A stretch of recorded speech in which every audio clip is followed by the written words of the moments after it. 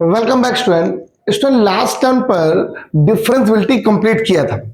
आज की क्लास आपकी इसलिए एडवांस होने वाली है कि आज आपके पास पूरा कैलकुलस का मेन पार्ट जो है डिफरेंशिएशन स्टार्ट होने वाला है। कैलकुलस का जो भी तुम्हारा मेन पार्ट है भैया, डिफरेंशिएशन से ज्यादा मेन क्या हो सकता है, डेरिवेटिव से ज्यादा मेन क्या हो सकता है। लास्ट टर्म पर आप लोगों ने क्वांटिटेटिव डिफरेंशियबिलिटी जब डिस्कस करी, बहुत ज्यादा शानदार वीडियो बनी थी और पूरी पूरी बात समझ में आ गई थी। बोर्ड वाले सारे क्वेश्चंस भी हो गए थे, ट्रिक्स भी हो गई थी। आज हम लोग कुछ और पढ़ने वाले हैं। आज हम पढ़ने वाले हैं डिफरेंशिएशन। क्या पढ़ने वाले हैं? मैं जरा पानी उठाओ, जरा जरा पानी तो पीने नहीं आ रहा।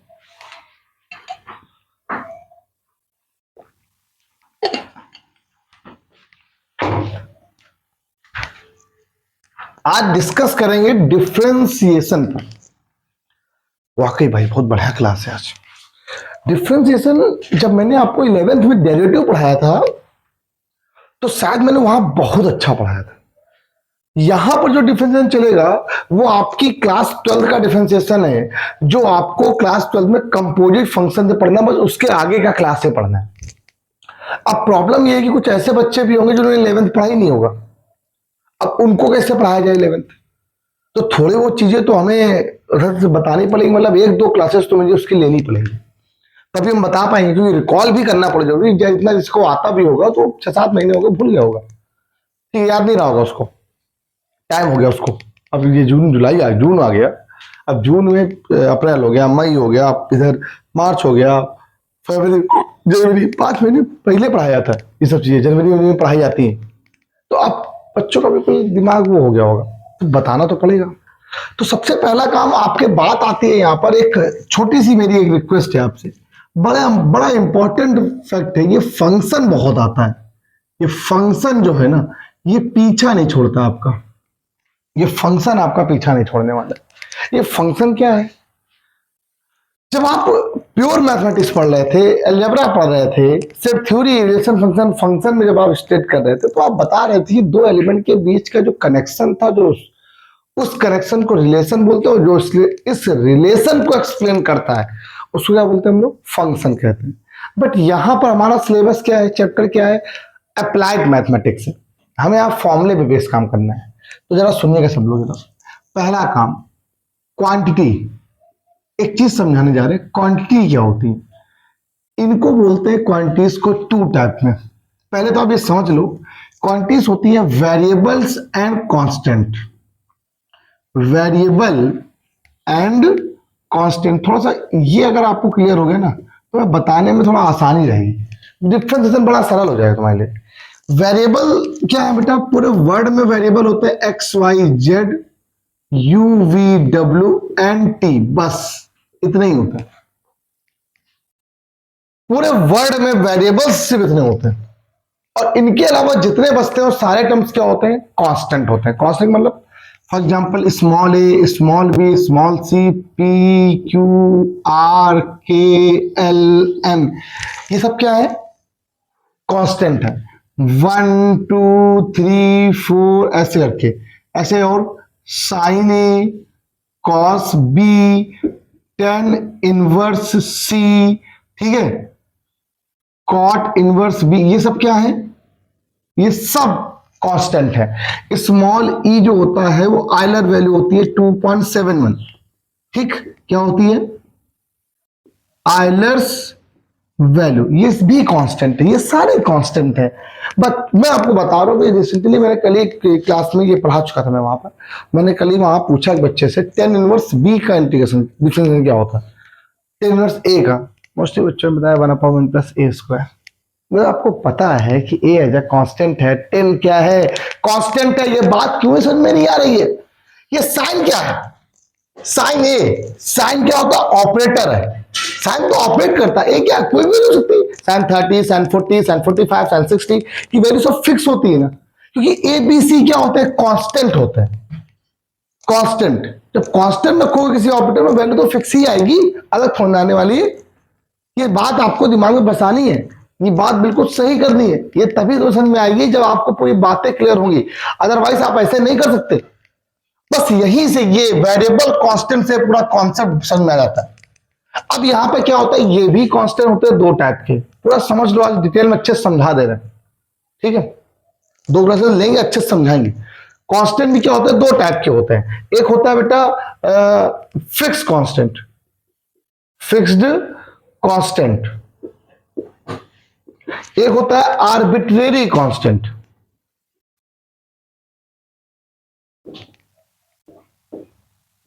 क्या होता है, एक होता है फिक्स कांस्टेंट, एक क्या होता है आर्बिट्रेरी कांस्टेंट। ये फिक्स कांस्टेंट आर्बिट्रेरी कांस्टेंट का मतलब क्या होता है, इसके बारे में आपको डिटेल में पढ़ने को मिलेगा जब इंटीग्रेशन पढ़ रहे होगे। आपने पढ़ा, फिजिक्स में पढ़ा होगा, केमिस्ट्री में पढ़ा होगा, जब आप केमिकल काइनेटिक्स पढ़ रहे थे वहां पर, तो वहां पर पढ़ा होगा प्लस सी ऐड कर दिया जाता है, कोई कांस्टेंट ऐड कर दिया जाता है जब भी कभी इंटीग्रेशन करते हैं। अब मैं सोचा है क्यों ऐड किया जाता है, मैं आपको बताऊंगा, आपको जब इंटीग्रेशन पढ़ाऊंगा। उसका रीजन है, वो जो कांस्टेंट ऐड होता है उस कांस्टेंट को हम लोग बोलते हैं आर्बिट्रेरी कांस्टेंट। क्या बोलते हैं उस, हिंदी में पता क्या बोलते हैं, हिंदी में उसका नाम स्वेच्छ, मतलब अपने मन से जोड़ा हुआ कांस्टेंट, खुद जो रिक्वायरमेंट होगी।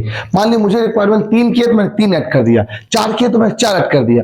ये चेंज होते रहते हैं, ये कांस्टेंट क्या होते हैं, चेंज होते रहते हैं। For example small g, small g की वैल्यू क्या होती है, कभी कभी 9.8 होती है, कहीं कहीं पर 9.7 होती है, कहीं कहीं पर क्या होती है 10 भी हो जाती है। तो ये कैसे कांस्टेंट है, चेंज होता रहता है।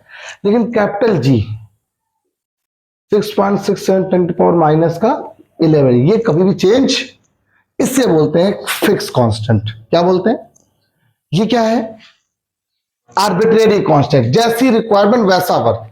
वेरिएबल्स भी यहां पर दो टाइप के होते हैं। पहला वेरिएबल क्या होता है, एक होता है डिपेंडेंट वेरिएबल,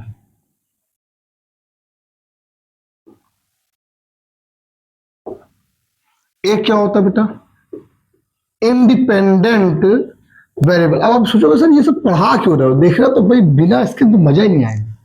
एक होता है डिपेंडेंट, एक तो इंडिपेंडेंट। सबको पता है जो डिपेंड कर रहा है वो डिपेंडेंट, जो डिपेंड नहीं कर रहा है वो इंडिपेंडेंट वेरिएबल।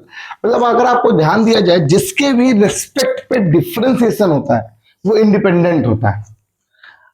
अब थोड़ा बहुत तो तुम्हें याद ही होगा 11th में, नहीं याद हो तो छोड़ दो, क्योंकि बता तो है नहीं तो हम बता भी नहीं सकते। अभी हम आपको बताएंगे भी, क्योंकि अब आपको पता नहीं डिफरेंशिएशन क्या होता है तो हम कैसे बता दें। तो अभी बस ये समझ लो, ये जो डिपेंड करता है वो डिपेंडेंट, जो डिपेंड ना हो उसको क्या इंडिपेंडेंट, बस इतना अंतर है। बात क्या आ रही है यहां से, थोड़ा सा खुल के बात नहीं आ पा रही है कि अब बताओ फंक्शन की डिफाइन करो, फंक्शन की डेफिनेशन क्या है। आप सुनो अब हमारी लैंग्वेज में, फंक्शन एक्चुअली क्या होता है कि इन दो से मिलके बनता है, वेरिएबल और कांस्टेंट से जो मिलके बनता है उसे फंक्शन बोलते हैं। The combination of variable and constant are called function. But ये भी बात सही भी है हद तक, और कुछ जगह पे कहीं कहीं पे गलत जाती है, क्योंकि जरूरी नहीं कि हमेशा एक वेरिएबल हो तो एक ही कांस्टेंट हो। ऐसा भी हो सकता है कि दोनों वेरिएबल हो सकते हैं, दोनों कांस्टेंट हो सकते हैं। अच्छा एक एक्स, जैसे एक्स लिखते हो, एक्स ओनली एक्स, एक्स एक वेरिएबल है अकेला सिंगल। वाई भी क्या है, वेरिएबल है। और आप लोग पढ़ते हो Y is the function of X, Y is the function of X, जो वाई अकेला ही एक फंक्शन है। वाई अकेला क्या है, तो वाई की पावर यहां पर 1 मान लिया मैंने, और 1 क्या है यहां पर कांस्टेंट है, ऐसे समझ सकते हो आप लोग। वैसे लॉग एक्स एक फंक्शन है।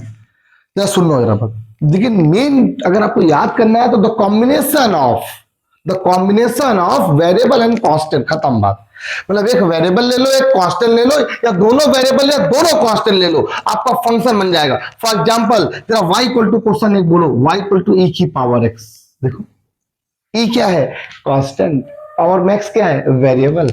अगला साइन x, साइन क्या है, ऑपरेटर, कांस्टेंट, x क्या है, वेरिएबल। लॉग x, लॉग क्या है बेटा, ऑपरेटर है, x क्या है, वेरिएबल है, फंक्शन है। x की पावर 7 फंक्शन है। tan इनवर्स b ये कांस्टेंट फंक्शन है। क्या फंक्शन है, अच्छा एक और बात, x की पावर x मान लो लिखा हुआ है, क्या लिखा हुआ है, x की पावर x। देखिए दोनों वेरिएबल है, ये भी फंक्शन है, इसको बोलते हैं लॉगरिथमिक फंक्शन। क्या बोलते हैं, लॉगरिथमिक फंक्शन बोलते हैं। कांस्टेंट फंक्शन क्या होगा, जैसे l की पावर m, क्या हो जाएगा, बोलो भाई l क्या है, बोल रहे भाई l, कांस्टेंट, पावर में m, कांस्टेंट, l की पावर m, कांस्टेंट। ये कैसा फंक्शन है, कांस्टेंट फंक्शन। नहीं आएगा, या तो आपको पता नहीं होगा तो नहीं आएगा चीजें। डिफरेंशिएशन में आप लोग वही गलती करोगे जो आप लोग हमेशा करते हो, कि वही फॉर्मूला पढ़ते हो। पहले बताओ ये बात सब समझ में आई कि नहीं? ये आपको पता होना चाहिए, और जस्ट कोई दिक्कत तो नहीं यहाँ पर। ये एक छोटा सा एक मेरी तरफ से तुम्हारे लिए फॉर्मेट है, ताकि आपको पूरी बात, मैंने आपसे कहा ना कि एक छोटी सी बात अगर स्टार्टिंग में क्लियर नहीं हुई, बाद में चाहे ना क्लियर हो चल जाएगा, लेकिन पहले बहुत क्लियर होना बहुत जरूरी है। अगर यहाँ क्लियर नहीं हुई तो फिर प्रॉब्लम हो जाएगी। आपको समझाना तो मेरा काम है। अब यही शुरुआत करें, थोड़ा जल्दी स्टार्ट करें। ये क्या है यहाँ पर? अब यहीं पर स्टार्ट हो रहा है डिफरेंशिएशन से, डेरिवेटिव यहीं से स्टार्ट हो रहा है पहले। तो डेरिवेटिव का मतलब होता है छोटी छोटी वैल्यू, छोटी वैल्यू, हर कम से कम छोटा सा छोटा चेंजमेंट जिसे बोलते हैं। अच्छा, थोड़ा सा एग्जांपल लेके समझा दे, थोड़ा जल्दी समझा देते हैं, डिटेल में नहीं जाते, इतना समझा देते हैं कि पूरी बात समझ में आ जाए। एक डेफिनेशन फिजिक्स में पढ़ी होगी, ए डेल्टा वी अपॉन में डेल्टा टी, पढ़ी कि नहीं पढ़ी? इसको एक्सीलरेशन की डेफिनेशन आपने पढ़ी है, the change of velocity, the change of rate of velocity बोल सकते हो, रेट भी बोलते हैं ना, the change of rate of velocity is called. अच्छा, एक बात, वेलोसिटी में चेंज कब हो रहा है? चेंजमेंट का मतलब होता है टाइम। एक टाइम जब हमारा ट्रेवल करेगा तभी तो चेंजमेंट होगा। एक बात बताओ, जैसे मैं यहां से जब यहां मूवमेंट कर रहा हूं तो एक टाइम लग रहा है ना, टाइम लग रहा है। तो जो चेंजमेंट है वो किसके अकॉर्डिंग चल रहा है, किसके रेस्पेक्ट पे वर्क कर रहा है? टाइम के रेस्पेक्ट पे। जिस तरीके से टाइम ट्रेवल करेगा मेरा चेंजमेंट भी उसी हिसाब से बढ़ जाएगा। अच्छा, आपने इसका चेंजमेंट एक ये भी पढ़ा है, डेल वी अपॉन में डेल टी, ऐसे भी पढ़ा है। इन दोनों चेंजमेंट में क्या डिफरेंस? ये चेंजमेंट थोड़ा सा बड़ा हो जाता है, ये चेंजमेंट थोड़ा और छोटा हो जाता है। लेकिन मुझे क्या चाहिए? बहुत लीस्ट चेंजमेंट चाहिए। क्या चाहिए? Least changement. तो लीस्ट चेंजमेंट के लिए आपने फिजिक्स में पढ़ा होगा ना, वो एक चैप्टर पढ़ते थे परसेंटेज एरर करके, नहीं पढ़ा एक अलग बात है, हम आप बताते लीस्ट चेंजमेंट कब होगा। ऐसी क्या कंडीशन है यहाँ पर बेटा जो लीस्ट चेंजमेंट को शो करने लगे? हम तो भाई सिंपल रखते, आप यहां से चलो ही नहीं, क्या करो? जब यहां से चलोगे नहीं तो टाइम में कोई चेंज होगा नहीं, चेंजमेंट होगा ही नहीं। मतलब आप टी को क्या कर दो, जीरो की तरफ लेके जाओ। T tends to delta, t tends to, या डेल टी टेंस टू, जब डेल्टा टी या डेल टी टेंड करेगा जीरो की तरफ तो चेंजमेंट मेरा कैसा होगा? बहुत ही लीस्ट चेंजमेंट होगा। यहां लिखेंगे a equal to limit del t tends to zero और delta t tends to zero. तो ये जो दोनों वैल्यू थी, या ये वाली वैल्यू, वो बदल के क्या बन गई? डीवी अपॉन में dt। This changement is known, ये जो चेंजमेंट बन के आता है, इस चेंजमेंट को हम लोग, इस d को हम लोग क्या नाम पढ़ते हैं? डेरिवेटिव। क्या नाम पढ़ते हैं? या जो प्रोसेस होता है उसको डिफरेंशिएशन कहा जाता है। ये होता है derivative. Derivative of a function, किस फंक्शन का डेरिवेटिव है? v का। किसके रेस्पेक्ट पे? t के रेस्पेक्ट पे। जब भी कभी हम किसी का डिफरेंशिएशन किसी के रेस्पेक्ट पे करते हैं तो जो नीचे वाला टर्म होता है उसे बोलते हैं इंडिपेंडेंट वेरिएबल। उसे क्या नाम देते हैं? उसे नाम देते हैं इंडिपेंडेंट वेरिएबल। और जो ऊपर होता है उसे क्या नाम देते हैं बेटा? Dependent variable. ये है आपके पास मेन चीज। तो v एज क्या है? यहां पर फंक्शन है। जब हम हमेशा डिफरेंशिएशन एक फंक्शन का ही करते हैं, किसका करते हैं? फंक्शन का। ये v जो है वो एक फंक्शन है जिसमें t के टर्म है। किसके टर्म है? जो v है ये एक फंक्शन है जिसमें किसके टर्म है? t के टर्म है। ये ध्यान रखिएगा, v is the function of t। v किसका फंक्शन है? t का फंक्शन है। इसको पढ़ा क्या गया ये जरा समझो तो। इसे पढ़ा गया differentiation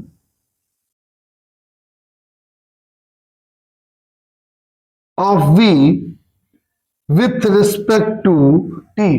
differentiation of v with respect to क्या हो गया? t हो गया। डिफरेंशिएशन कराना है किसका मुझे? v का। किसके रेस्पेक्ट में? t के रेस्पेक्ट पे। किसके रेस्पेक्ट में? यही तो समझाना था, यही तो क्लियर करना था, यही तो बताना है कि सर अब बताइए sir d D x of y को क्या लिखते हैं? जैसे ये लिखा हुआ है, जैसे ये लिखा हुआ है, आप बहुत लोग ये पढ़ते, कॉमन नेम होता है, पढ़ा चुके, अब इसको ज्यादा डिटेल में पढ़ने की जरूरत नहीं है। जैसे मैंने आपसे क्वेश्चन कहा y इक्वल टू लिखा हुआ है फंक्शन ऑफ x, जब इसका डिफरेंशिएशन लिखोगे तो D D x equal to क्या लिख देते हैं बेटा, एफ डैश एक्स। क्या लिखते हैं, डिफरेंशिएशन का जो टर्म्स होते हैं उसको इस तरीके से लिखा जाता है, डिफाइन ऐसे किया जाता है, बार बार वर्ड आएगा। किसका डिफरेंशिएशन है, y का डिफरेंशिएशन। अब आप सर y तो एक वेरिएबल है, या तो फंक्शन आप बोलते हो, हमने आपसे कहा था y एक फंक्शन भी हो सकता है, ठीक। अब क्या करना है यहाँ पर, तो y is the function of x, तो यहाँ पर x क्या है, इंडिपेंडेंट वेरिएबल है। x का जो डिफरेंशिएशन हो रहा है y का, वो किसके रिस्पेक्ट पे हो रहा है, ये बात थोड़ा सा समझाने दो। इस d का मतलब क्या होता है, d, स्मॉल d का मतलब ही एक्चुअली होता है डिफरेंशिएशन,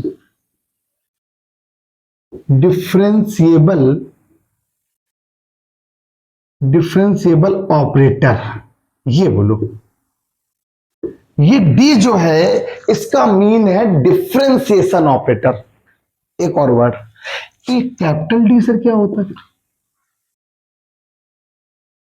स्मॉल d का मतलब होता है डिफरेंशिएशन विदाउट एनी रेस्पेक्ट, कुछ भी रेस्पेक्ट नहीं है। x है dx, y है dy, z है dz, लेकिन मुझे जो भी डिफरेंशिएशन करना है वो रेस्पेक्ट होनी चाहिए।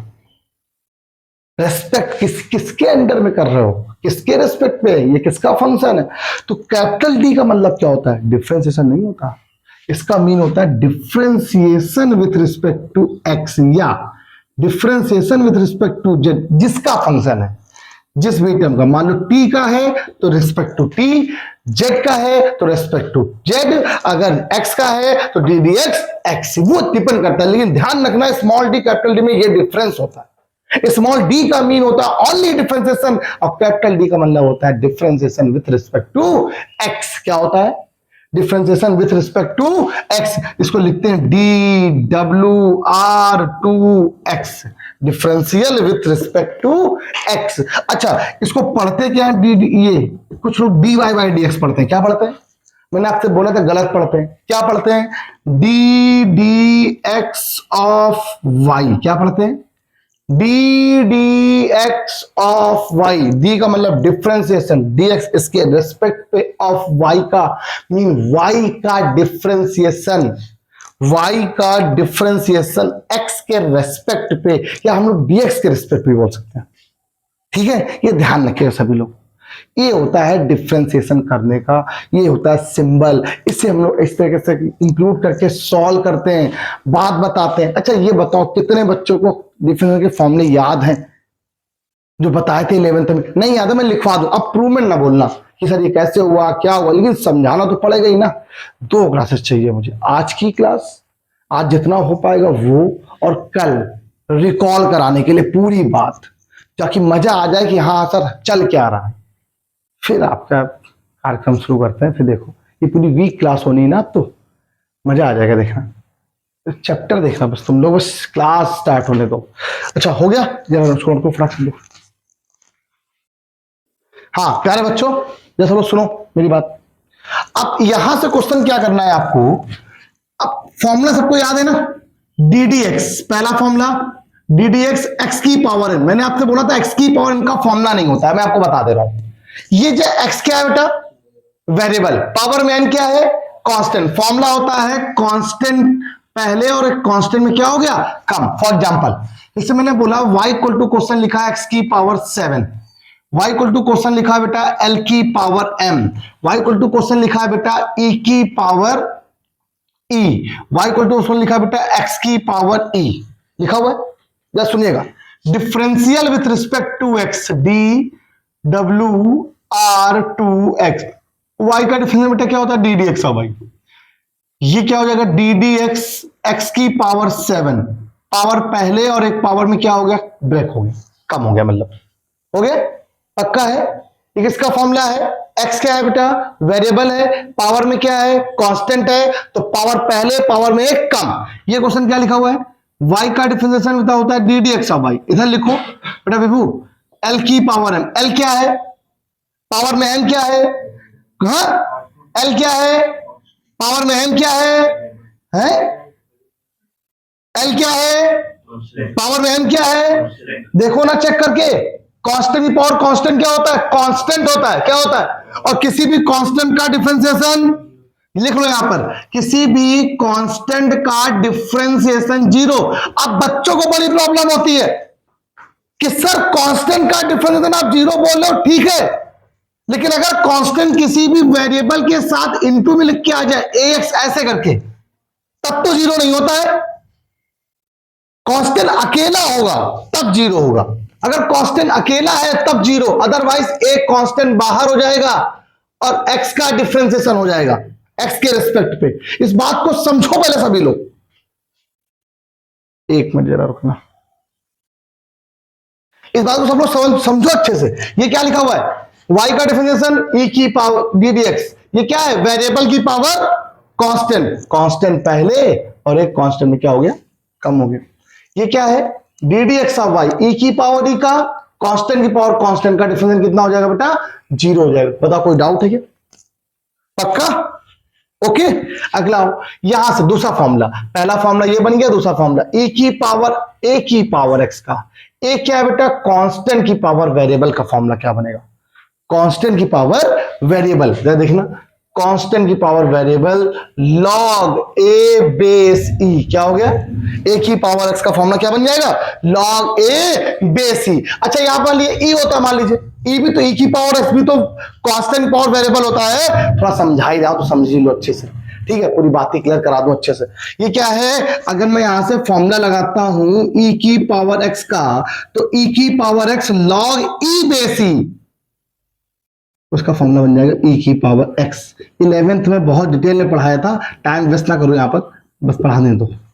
लॉग इसका होता है 1/x लॉग e बेस से, लॉग x में बेस e का फॉर्मूला बन जाएगा 1/x, ठीक है। और ऐसे ही 1/x का याद रखना, माइनस का 1/x², ऐसे ही याद रखना रूट x का बेटा 1/2 रूट x। एक और चीज यहां पर याद रखना, डी डी एक्स ऑफ किसका बताना था,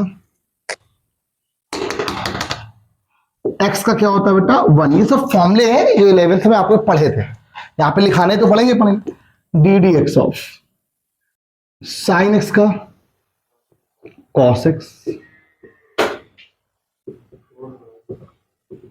माइनस का साइन एक्स बेटा, टेन एक्स का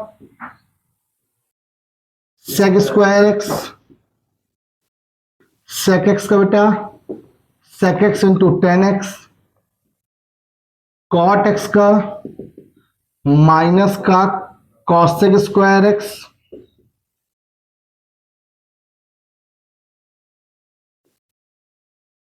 ये हो गया फॉर्मूला, हो गया। ये तो आपने 11th तक पढ़े थे। अब यहां जो यहां का है वो भी जरा देख लो, ठीक है, वो मैं यहां लिखना चाहता हूं, यहां थोड़ी जगह रहेगी ना, चलो लिखी तरह। अब जो आपको इंटर में जो पढ़ने थे क्लास 12th में, इनवर्स वाले याद आए, साइन इनवर्स एक्स का formula 1/√1 minus x square, d D x of cos inverse x का माइनस का 1/√1 minus x square, d D x of tan inverse x 1/1 plus x square. Next of d D x of cot inverse x का बेटा minus का 1/1 plus x square, d D x of sec inverse x का 1/x root के अंदर बेटा क्या आ गया, x square minus 1, D D x of